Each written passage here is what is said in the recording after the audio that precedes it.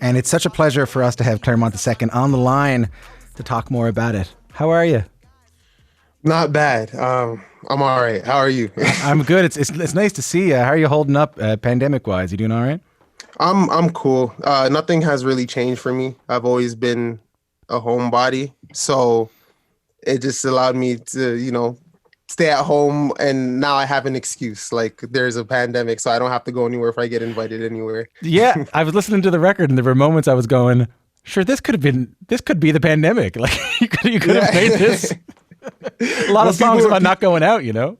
people were asking me about it. They're like, is this is eerily timed? Did you write this because of the pandemic? I'm like, no, this is just me. Like I wrote the whole album before any of this stuff even hit. So the album was ready to go. And it just turns out that the lyrics ended up syncing up with what's going on in the world. So I want to talk to you a little bit about the record, but first I want to play you something from you that's not on the record. Okay. Take a listen to this. Jeez, I got the rap again. Then it goes the drum roll, then I stop because I have to stop, get slower. Jeez, oh no, I smell like a porter. Jeez, Mr. Porter's my principal in my school. Must be too Oh, that's crazy. Ooh. That's it for today. See you all later. That's it for today. Claremont the Second. What did we just hear?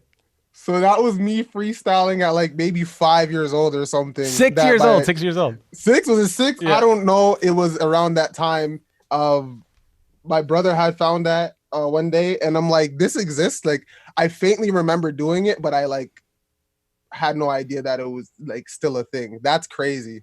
That's not, and that's basically how I got my G's ad lib. That's where I decided I was gonna use the G's ad lib because I say it like 8 times on that whole freestyle. Yeah, we noticed that because the song we played originally, like when we introduced you, was G's. There's Jesus. I mean, there's Jesus. There's Jesus there, and there's Jesus in that. How does it feel listening back to that?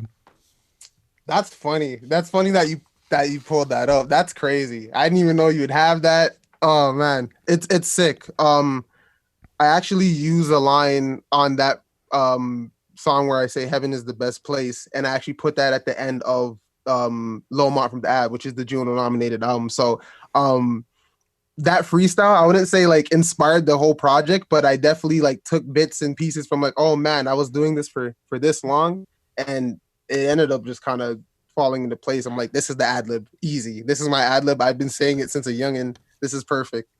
I love that you go after your principal. Yeah. Bad. It was, I don't know, man. That's wild. I'm still like I'm trying to figure out how you have that. I mean, I have ideas how you have that, but that's crazy. That is crazy. Well, let's move on after it. I'll tell you our secrets afterwards. I knew you were 6 years old on that clip, and you're already sounding pretty good. But I know it was in grade 9 that things started to get pretty serious for you in terms of rapping. Yeah. I think it's rare in grade 9 to be too serious about anything. So how did you end up getting so serious about it in grade 9? Well, I was always serious about music, and I was always serious about the arts. My dad sings. My older brother produces, plays instruments, drums. My dad also plays piano. So my older sister sings as well. So there's music in the family. So I was always doing music since small. Like I was making beats from around 4 or 5, playing drums around 5. So it was only a matter of time before I fully, dove into the arts as like a career. In grade 9, I had a friend who rapped, and he had kind of a crazy fan base for our age. It was insane. And him and another friend of mine, Hezi, who's also on Lomont from the Av, Jahail is the other guy. We made this song in grade 9, and we thought it was amazing. A week later, we're like, this is garbage. This is trash. But it got 1,000 views in a night on YouTube, and to us, that was super impressive. So, and that's the moment I knew I'm like, yeah, I'm going to do this forever because I want to be better than these guys. That was the moment. And I'm like, this is it. Were you better? Like, did you have more of an aptitude back then than your contemporaries, we'll say? I think I had the potential. I think my potential, they're my homies, but I think my potential was I was doing stuff like my execution wasn't that great, but I'm like, oh man, my goal is to be better than these guys because I can't officially say that I am. But that was like my initial goal was to be better. and I just practiced a lot. I rapped a lot, wrote a lot, and tried out different flows and whatnot, and worked on my cadences and my confidence.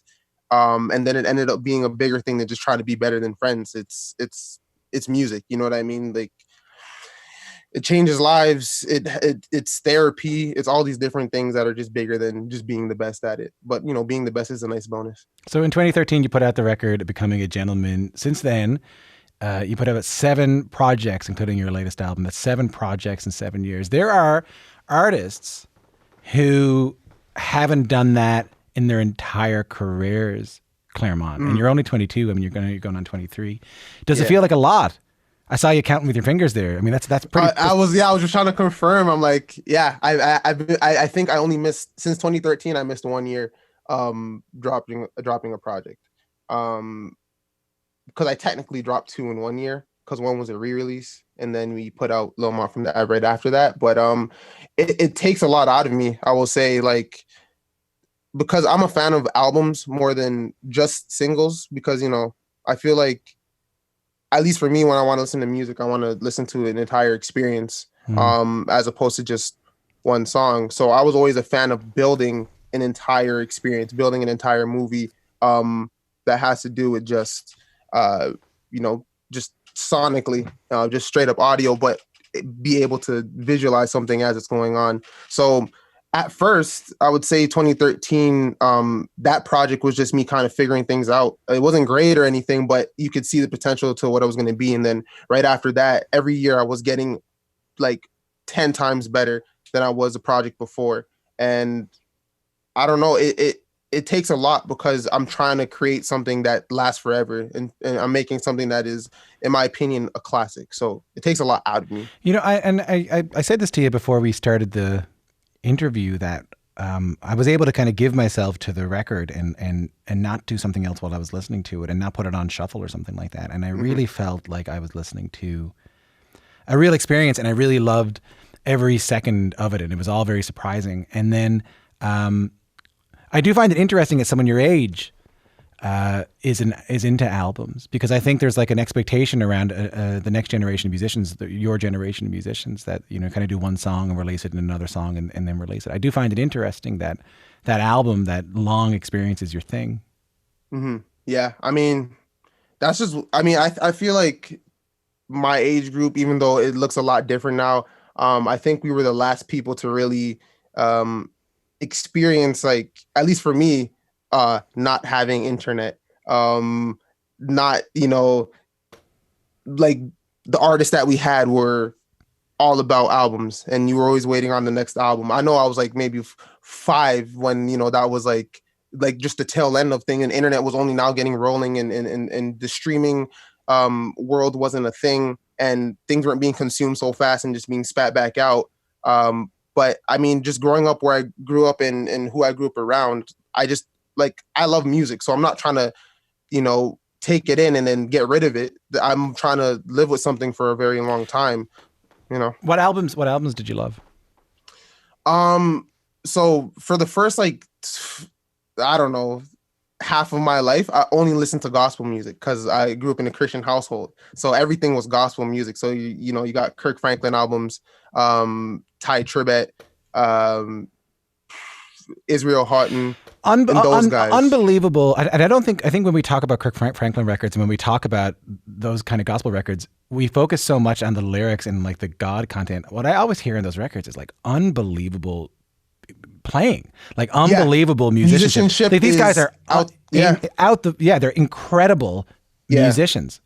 And I think personally what made Kirk Franklin different was his songwriting was like able to be applied even in the secular world. Yeah. He has a song called Love that I feel like it he does mention Jesus in the song, but if you even take away him mentioning Jesus, it just sounds like a universal love song. And that's what I think made him stand out. His songs were just universal songs. Well, there are references to God on this new record too. I caught a couple of those. Like it's in there.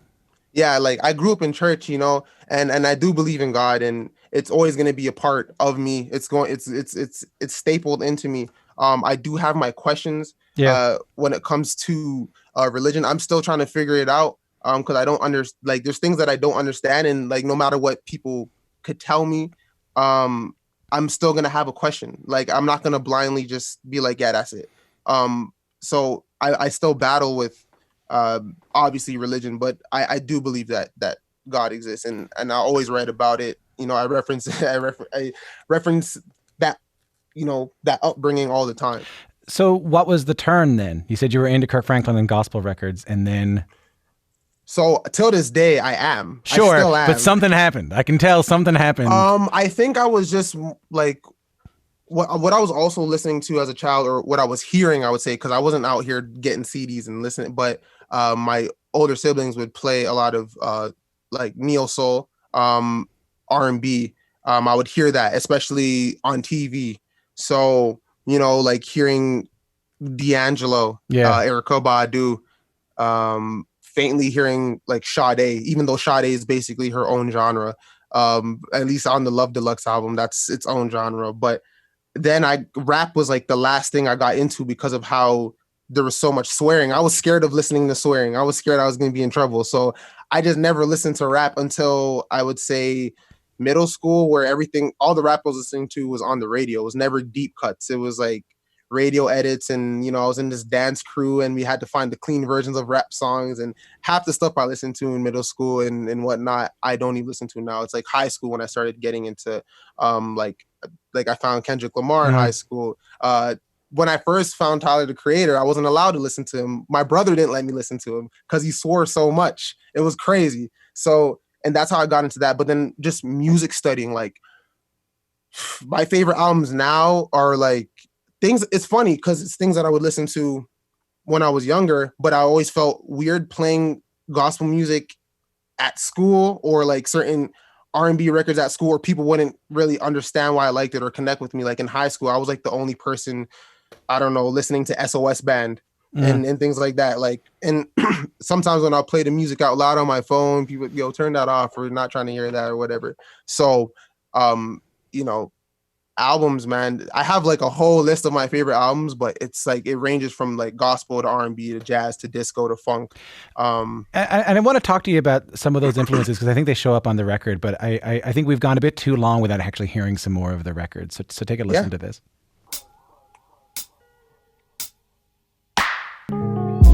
I hope that when I dream of you, you dream of me too.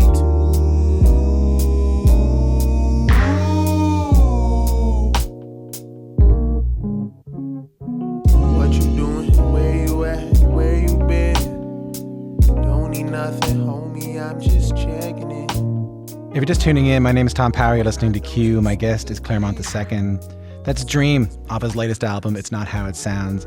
So there I was, lying on the couch, looking at the ceiling, nodding along to this record, kind of like smiling and kind of dancing and moving and hearing you kind of rap about your life and talk about your friends. And it's like, and I'm laughing out loud and I'm getting excited. And then this track comes on and it really kind of stops me. And it's kind of like unlike anything else on the record. And, you know, but while we're here, should say what we need before our time. It's been years. I still see you when I dream sometimes.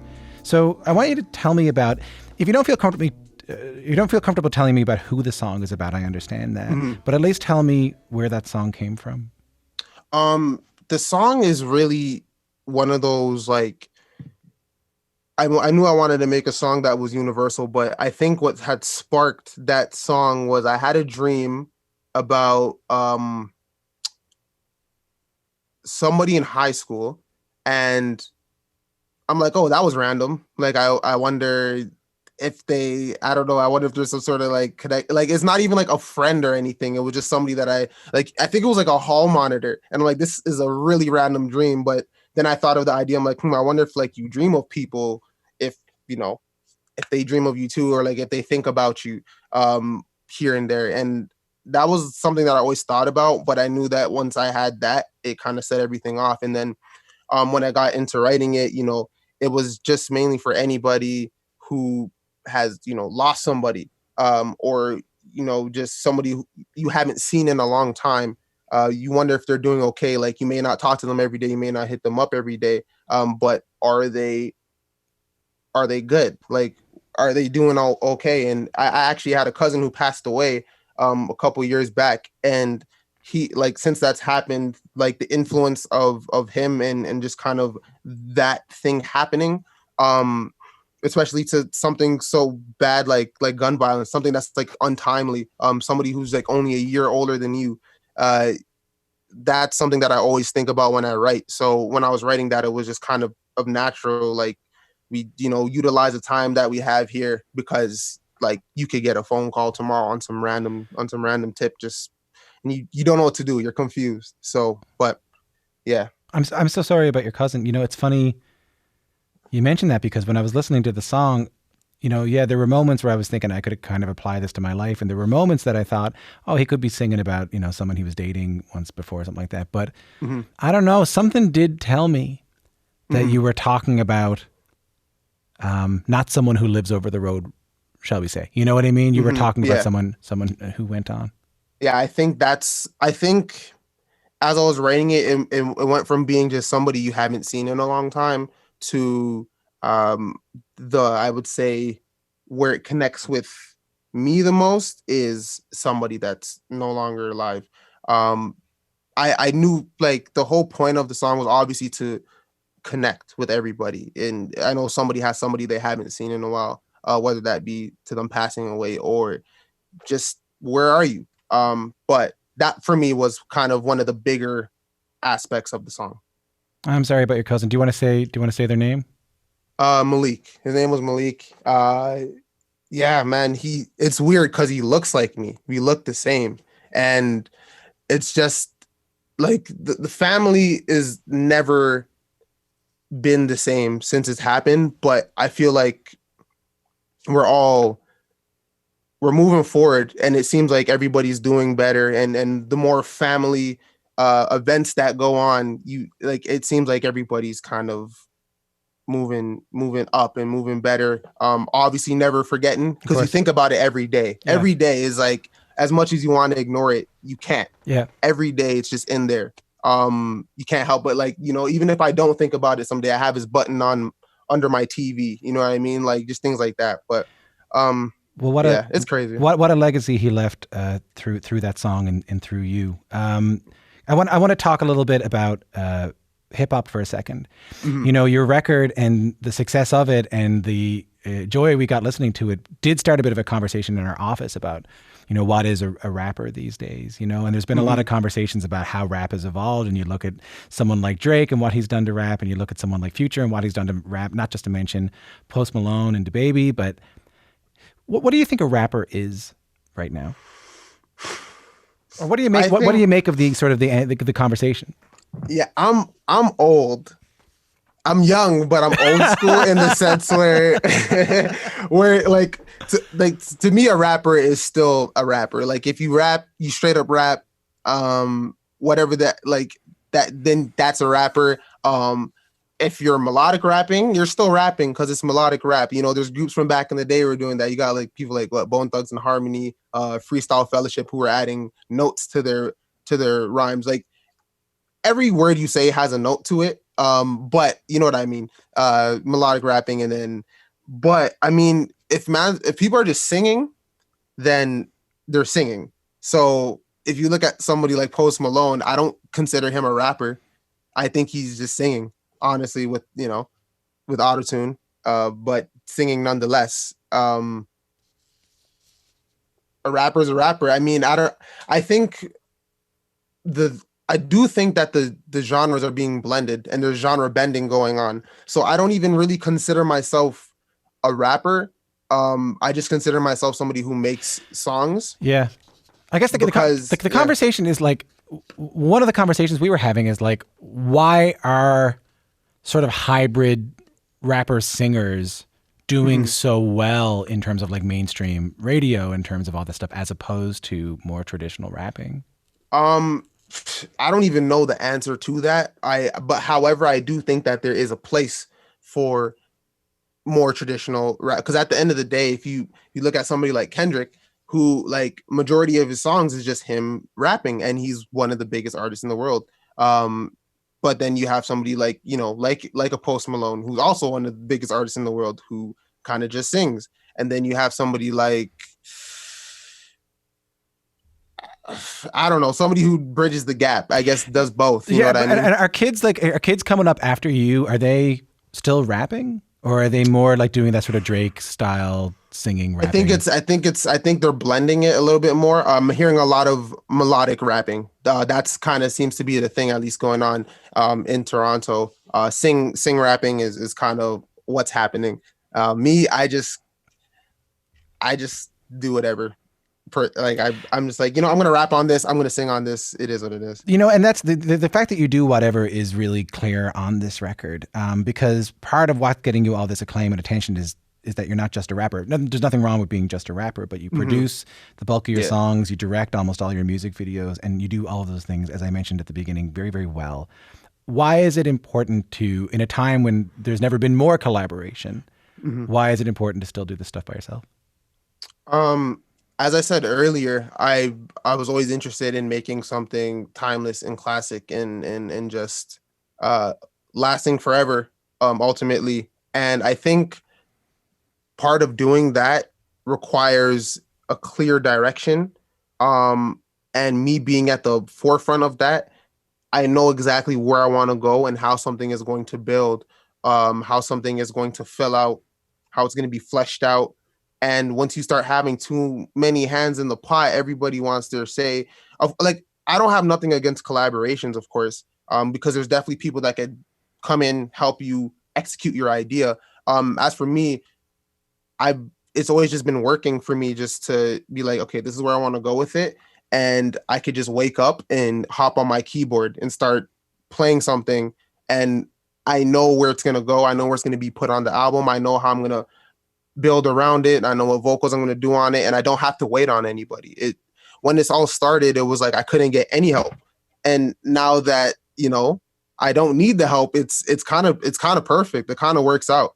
And I know the direction. I don't like having too many hands in the pot. And like, you know, as artists, I'm sure not the only one, but sometimes when people critique your work, you're kind of like, shut up, you don't understand. Like, so, I mean, that's kind of how I feel about it too. Like, it allows me to just do it, and you get the finished product. And if you don't like it, that's fine. And if you do, thank you.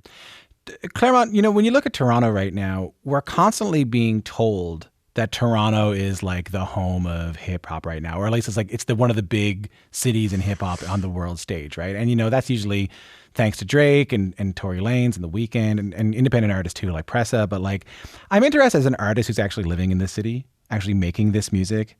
Does it actually feel that way to you? Not at all. Not in the slightest. It doesn't feel like it's, I mean, why not? I think because when I look at the grander scale of things, let's be real. There's only 4 people that the world talks about from Toronto, for the most part, that we see every day on our timelines. There's 4 people. I don't need to say the names, but I think we all know who it is. You know, the big guys. There's like 4, but all the smaller artists, they're not really making an aggressive impact outside of here.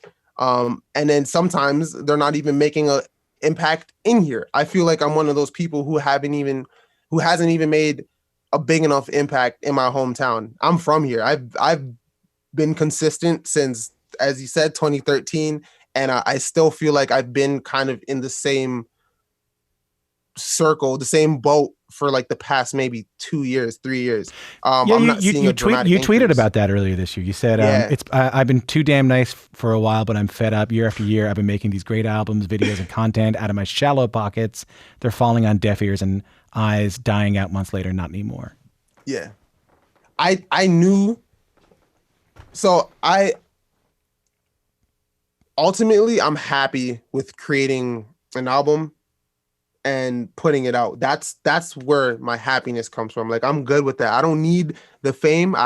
Even if I wanted fame, I don't need it now. I know when it comes, it'll come. So I'm patient. What I did know is once I said all of that, people would be talking.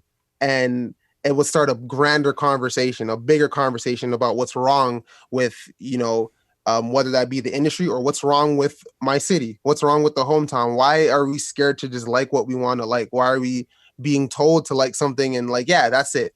That's what I like because this person's talking about it. But there's so many people that know me personally and have yet to go to a party and just rinse one of my projects. I'm not saying they have to do that, Sure, but it's more so the idea of it that I'm trying to get at. If I'm talented and you think I'm great, why not talk about me? and you think you think that there might be certainly like there's an okay group of people to talk about, and then there's an un-okay group of people to talk about. What do you mean by that question? I don't know. Maybe I'm just trying to understand it. Like, there's like you said, there's 4 or 5 people. We're not going to say who they are. That it's okay to the talk famous about. people. Like we know that like they're established. It's like we keep connecting somebody's fame to like their skill level or what we like. But I mean, for me, if I like something, I don't care how big or small you are. I'm going to play your music. I'm going to listen to your music. I'll probably buy your music. I'm most likely going to buy your music. I still buy albums whenever I can, or vinyl. So what's missing is the support for up and coming artists, the support for new artists. I think so. I think that's part of it. But I just think we need to not be scared of just liking what we like because of what someone else might think or what, there was times I couldn't play certain records in high school because like, okay, here's a perfect, like Chance the Rapper when I was in high school was a big deal. Mm-hmm. He was one of my favorite artists in high school when acid rap had came out, and it was just like it was one of my favorite projects. But I'll say similar to you, he also went to his fans and was like, "What's going on?" When he was in Chicago, like, "Please tell people about my music." He set up a website. Like he was, yeah. So like he was, somebody who was also an independent artist, and that's something I always wanted to be. Like I didn't really want to sign with the label. Like I'd rather just own everything and control everything myself. But I remember when I couldn't play his records in high school because people thought he was annoying. People thought he was whack, people, whatever. As soon as he did the Kanye verse, as soon as Coloring Book went crazy, that's all I was hearing. It was only Chance I was hearing. And it's like, what changed? Like, I mean, I will say Acid Rap and Coloring Book are 2 different projects for sure. Mm-hmm. However, like you were just saying this guy was annoying. You were just saying like it didn't change enough where it was like now you think he's great because you actually like his music. It was just, I don't know. It's just people are just a lot of people I think like to hop on whatever's hot and whatever's bumping, and I just think we need to stop it. Well, and let's talk just before we go. I want to talk a little bit about this in terms of like the industry as well, because in the past couple of months we're seeing a lot of different initiatives come from the Black music community in Canada. You have like the Advanced Music Canada helping Black music professionals get a leg up in the industry. You got John Tourier, the mayor of Toronto, and the Slate family giving $2 million over the next 4 years to this issue. But like, just as someone who's in this industry, as someone who's starting out, not even starting out, someone who's making consistently great music, what would help your bottom line? Like as a Black independent artist frustrated with the Canadian music industry, what would help? Man, I actually don't have the answers to what I think would help. I think that what would help? What do you ask? What would help me as an artist, or what would help music, or what would help the Canadian music industry? You. Me. What would help me? Man, I just think people need to stop using my name for cool factor, and stop using my name, to seem like there is no reason. Personally, I feel that I shouldn't have. I think I should have won the Juno in 2017. That's just BV. I think I should have won it because you're going to give it to the most popular artist that was nominated. Why? Why would you do that? And I remember you actually talking of, like, you made a joke, I think, where all the money that Drake used on his music video was actually the Junos paid him to come to the Junos that year. Is that what you said? I don't remember. I think I did. Yeah, I think that's make what that you joke. said. Yeah, I didn't know you remembered that. Yeah, I did make that kind of joke. I was there. I was in the gala. So